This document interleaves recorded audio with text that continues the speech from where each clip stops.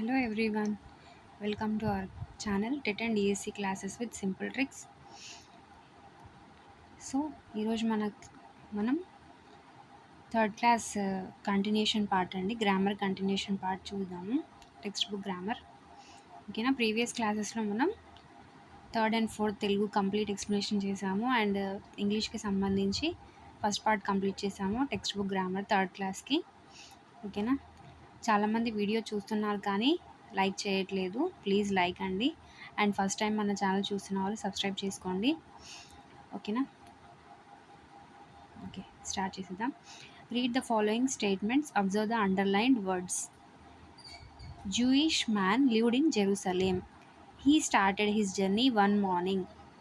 He opened his eyes with great difficulty. He stopped his donkey. The underline words are action words. అవునా, మనం చూస్తున్నాం కదా underline words lived, started, open, stopped, ఇవన్నీ action words. Action words అంటే ఏంటి? Verbs అనమాట. ఇవన్నీ verbs అంటే క్రియలు, మనం చేసే పనిని చెప్పేవి క్రియలు. ఓకేనా, they are called verbs. They do not complete actions.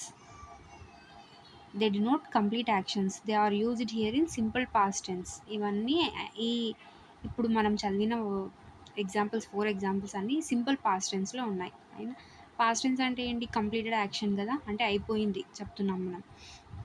Past అంటే భూతకాలం తెలుగులో. అవునా, అంటే ఒక పని జరిగిపోయింది అని చెప్పేది భూతకాలం. ఇది పాస్ట్ టెన్స్ అనమాట, simple past tense. The root forms of the above verbs are live, start, open and stop.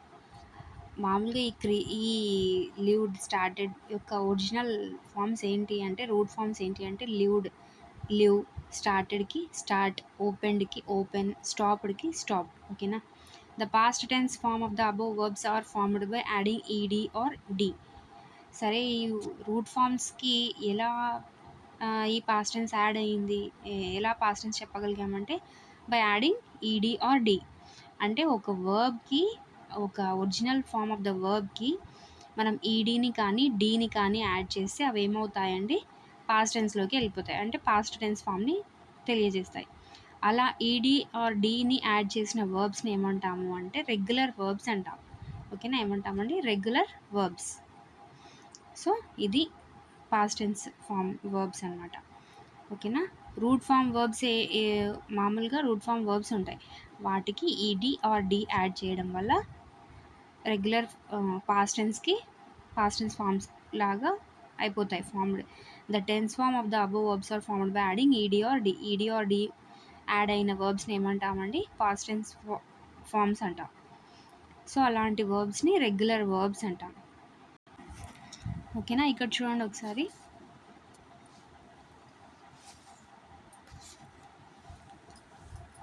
Read the following sentences and notice the underlined words. Once there lived a boy. Malli shouted, I love you. The mother asked the boy to go back to the valley. The valley is surrounded by green trees. The son heard the echo, I hate you. The underlined words in the above sentences are action words. They refer to complete actions. They are formed by adding ed or d at the end of the base words. The base forms of the words are called regular verbs. మనం already ఇప్పుడు ఇందాక చెప్పుకున్నాం కదండి, regular forms అంటే regular verbs అంటే అని చెప్పాము. ED కానీ డి కానీ యాడ్ చేసి at the end of the వర్బ్కి ఈడీ కానీ డి కానీ యాడ్ చేస్తే అవి ఏమవుతాయి? పాస్ట్ ఫార్మ్స్ అవుతాయి. అండ్ అలా యాడ్ చేసిన వాటిని ఏమంటాము? రెగ్యులర్ వర్బ్స్ అంటాం. అవునా, ఇక్కడ ఇచ్చారు చూడండి. లివ్డ్, డి యాడ్ చేసాం. షౌటెడ్, ఈడి. ఆస్క్డ్, ఈడి. సరౌండెడ్, ఈడి. Heard, D. ఇలా కాకుండా ఇంకా కూడా ఉంటాయి. ఫర్ ఎగ్జాంపుల్ టీచ్, టీఈఏసిహెచ్, టీచ్ ఉంది కదా, దానికి టాట్ వస్తుంది, టీఏయుజిహెచ్టి, టాట్. ఓకేనా, బ్రింగ్, బిఆర్ఐఎన్జి, బ్రింగ్కి బ్రాట్ వస్తుంది, బిఆర్ఓయుజిహెచ్టి, బ్రాట్. అవునా, ఇవి ఇర్రెగ్యులర్ వర్బ్స్ అంటాం. అవి కూడా వస్తాయి, చెప్పేసుకుందాం. దానికి డి కానీ ఈడీ కానీ యాడ్ చేయం, అవి ఇర్రెగ్యులర్. అంటే అది టీ యాడ్ చేస్తాం ఒకసారి, అంటే కంప్లీట్గా స్పెల్లింగే చేంజ్ అయిపోతుంది అనమాట. అది ఇలా అలా ఉంటాయని చెప్పలేం. అలా ఒక రెగ్యులర్ ఫామ్ లేని వాటిని రెగ్యులర్ ఫామ్స్ అంటాం. అవునా, ఇక్కడ చూడండి ఒకసారి. Vinay painted a picture last night. Sirisha cooked food yesterday. Alekhya visited Tirumala last year. In the above sentences, the verbs painted, cooked, visited are in past tense and represent complete actions. So they are in the past tense. Simple past టెన్స్లో ఉన్నాయి అంటే ఏంటి, complete action అయిపోయింది అక్కడ. అవునా? Painted, Vinay painted a picture last నైటే Vinay picture paint చేశాడు. Sirisha cooked food yesterday, నిన్న శిరీష వంట చేసేసింది. అలైఖ్య విజిటెడ్ తిరుమల లాస్ట్ ఇయరే అలైఖ్య తిరుమలకి వెళ్ళొచ్చేసింది. ఇలా ఒక కంప్లీట్ యాక్షన్ని తెలియజేసేవి ఏంటండి, సింపుల్ పాస్ట్ టెన్సెస్. ఓకేనా? సో ఇక్కడ చూడండి ఒకసారి. Read the following sentences from the story. Look at the underlined words. The ants advised the grasshopper to do the same. The grasshopper continued singing and dancing. The grasshopper laughed at them. The ants gathered food for the rainy season. We get these words by adding d or ed to their base form. These words tell us about the completed action. They are called past tense form of verbs. చెప్పేసుకున్నాం already. D or ED వచ్చేస్తే అవి ఏమంటాము, regular verbs అంటాం. అవునా? ఆ regular వర్బ్స్నే simple past tense forms అంటాం. అవునా? ఓకేనా? చూడండి ఇక్కడ మళ్ళీ కింద. Now read the following. The grasshopper laughs. The ant collects food. The squirrel eats fruit. The fish swims in water. అన్ని వర్బ్స్కి ఎస్ యాడ్ అయ్యింది. అవునా? Laughs, collects, eats, swims. The underlined action works talk about an action that takes place in general as daily routine. Yes, ఇది గుర్తుపెట్టుకోవాలి. ఇలా మనం ఎప్పుడు వాడతాము, ఒక వర్బ్కి ఎస్ యాడ్ చేసి ఎప్పుడు యూజ్ చేస్తామంటే, ఒక డైలీ రొటీన్ యాక్టివిటీని చెప్పేటప్పుడు, జనరల్గా జరిగే థింగ్స్ని చెప్పేటప్పుడు ఈ ఎస్ని యాడ్ చేసి, వర్బ్కి ఎస్ని యాడ్ చేసి చెప్తాం. ఒక ఎగ్జాంపుల్ చెప్తాను చూడండి. Ravi cooks food. Cooked food అంటే ఆల్రెడీ కుక్ చేసేసాడు, అది సింపుల్ పాస్ట్లోకి వెళ్ళిపోతుంది. రవి కుక్స్ ఫుడ్ ఇన్ జనరల్గా చెప్పేస్తున్నాం. అంటే రవి వంట వచ్చు, రవికి వంట చేస్తాడు అని చెప్పే సెన్స్లో రవి కుక్స్ ఫుడ్. ఓకేనా? ఇంకేం చెప్పొచ్చు అలా. మీరు కూడా ఒక 5-6 అలా ఎగ్జాంపుల్స్ మీరే ఓన్గా ట్రై చేయండి, ఇంకెప్పటికీ గుర్తుండిపోతుంది. అలా వర్బ్కి ఎస్ యాడ్ చేస్తే ఏమని అర్థము, మనం జనరల్గా చేసే పనులని చెప్పడానికి వర్బ్కి ఎస్ యాడ్ చేస్తాం. అవునా? ఓకే. ఇక్కడ ఇంకా ఇచ్చారు చూడండి examples. She paints pictures at home. She painted pictures this morning. She paints pictures at home అంటే తను ఇంట్లో పిక్చర్స్ వేస్తుంది, పెయింట్స్ వేస్తుంది పిక్చర్స్కి అని అర్థం. ఓకేనా? She painted pictures this morning అంటే ఈరోజు మార్నింగ్ తను పిక్చర్కి పెయింట్ వేసింది అని మాట్లాడేటప్పుడు she painted pictures this morning అనాలి. మామూలుగా తనకి పెయింటింగ్ వచ్చు, పెయింట్ చేస్తుంది అని చెప్పడానికి she paints pictures at home. తను ఏం చేస్తుంది, తను ఏంటి అంటే she paints pictures at home. తను ఇంటి దగ్గరే మామూలుగా పిక్చర్స్కి పెయింట్ చేస్తూ ఉంటుంది అని చెప్తాం అన్నమాట. We play cricket every Sunday. మనం ఎవ్రీ సండే క్రికెట్ ఆడతాము. We played cricket last Sunday. Yes, last Sunday మనం క్రికెట్ ఆడాము. ప్లేడ్, వి ప్లేస్ రాదు ఇక్కడ, ఎందుకంటే వి అనేది ప్లూరల్ ఉంది కాబట్టి ఇక్కడ వర్బ్ అనేది సింగులర్ మాత్రమే వస్తుంది. ఇది ఒక రూల్ అనుకోండి. ఎప్పుడైతే సబ్జెక్ట్ సింగులర్ ఉంటుందో వర్బ్ ప్లూరల్ అయిపోతుంది. అలాగే సబ్జెక్టే ప్లూరల్ ఉందనుకో వర్బ్ ప్లూరల్ అవ్వదు, సింగులరే ఉంటుంది. ఓకేనా? ఇది ఒక చిన్న పాయింట్లా గుర్తుపెట్టేసుకోండి. Next, I always complete my work before dinner. I completed my work before dinner yesterday. Okay.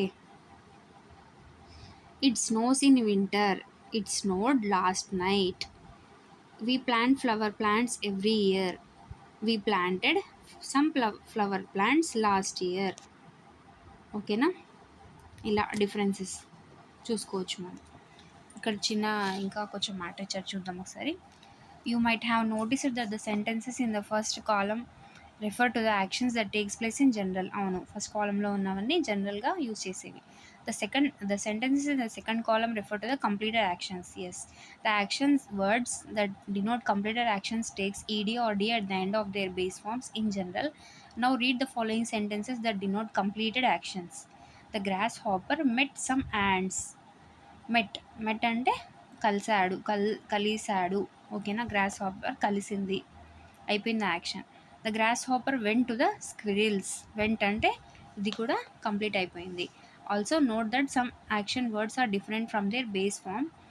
Meet అంటే మెట్, గో అంటే వెంట్. అవునా, ఇవి ఈ పాస్ట్ టెన్స్ని తెలియజేసేవి. ఇవి ఏంటి అంటే ఇవి కంప్లీటెడ్ యాక్షన్స్ని తెలియజేసేవి.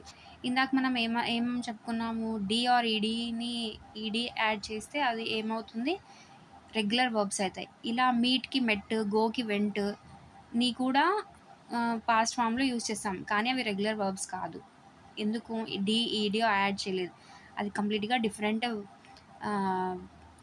స్పెల్లింగే డిఫరెంట్ అయిపోయింది. సో ఇలా కంప్లీట్ డిఫరెంట్ ఉన్న వాటిని ఇర్రెగ్యులర్ వర్బ్స్ అంటాం. ఓకేనా, నెక్స్ట్ ఇది చూడండి ఒకసారి. One day the king was in his court. A dove is on the branch of a tree. In the above sentences, the underlined words in and on. Observe these usage. Answer the following questions. Where was the king? అన్నప్పుడు the king was in the court. Where did the dove sit? అన్నప్పుడు the dove is on the branch of a tree. We call these words prepositions of place. అంటే prepositions మనం last క్లాస్లో చెప్పుకున్నాం కదా. Prepositions అంటే ఏంటి, ఒక పొజిషన్ తెలియజేసేవి అని నేర్చుకున్నాం మనం లాస్ట్ క్లాస్లో. ఇక్కడ చూడండి, ప్రిపోజిషన్స్ ఆఫ్ ప్లేస్ అంటే అంటే ఎక్కడ, ప్లేస్ ఏం చెప్తున్నాయి, ఇన్ హిస్ కోర్ట్ అంటే కోర్ట్ లోపల, on the branch of tree అంటే కొమ్మ పైన అని